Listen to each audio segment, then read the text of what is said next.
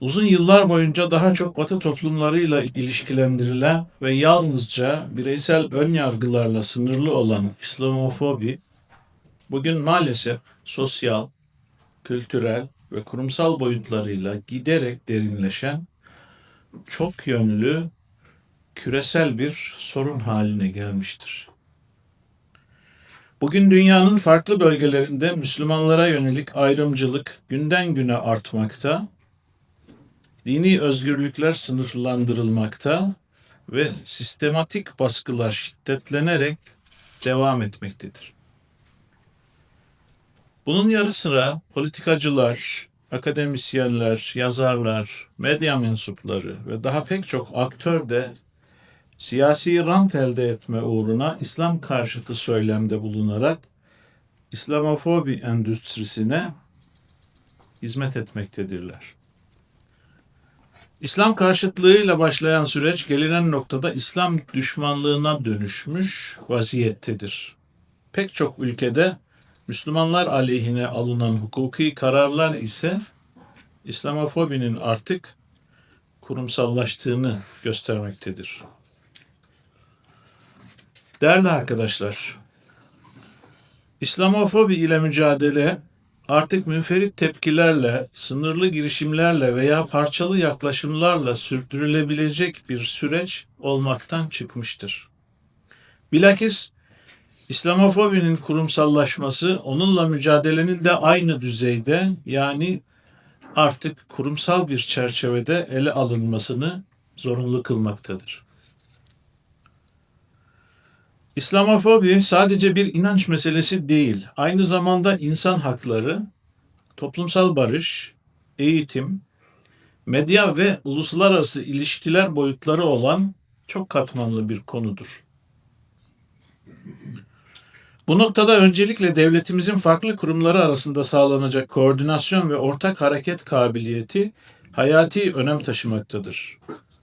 Bu sebeple meseleyle mücadelede çok yönlü olmalı, çalışmalar planlı, sistematik ve kurumlar arası işbirliğine dayanan bütüncül bir yaklaşımla ele alınmalıdır.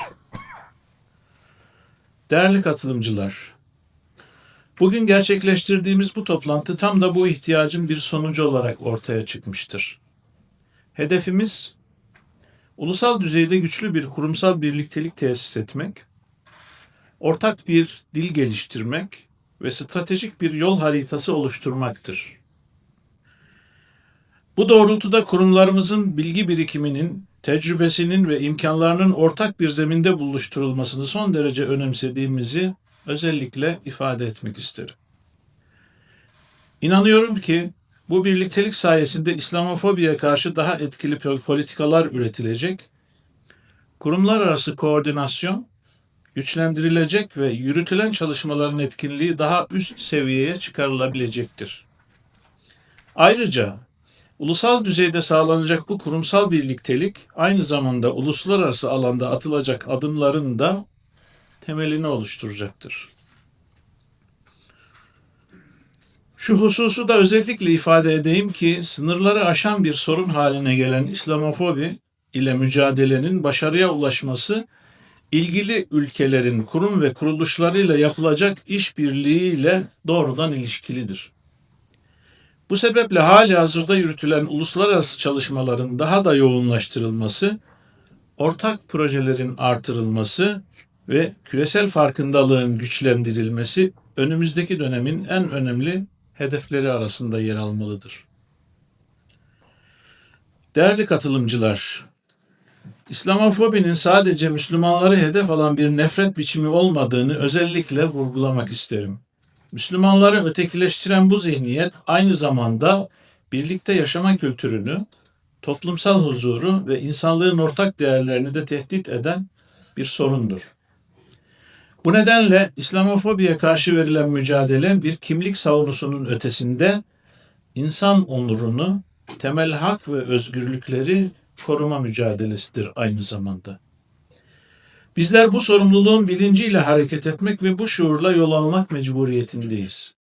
Bugün burada gerçekleştirdiğimiz toplantıyı da bu ortak iradenin güçlü bir göstergesi olarak görüyoruz. Burada yapılacak istişareler ve ortaya konulacak fikirler hem ulusal hem de uluslararası düzeyde yürütülecek çalışmalara yön verecektir. Sözlerime son verirken bu anlamlı toplantının hayırlara vesile olmasını temenni ediyorum.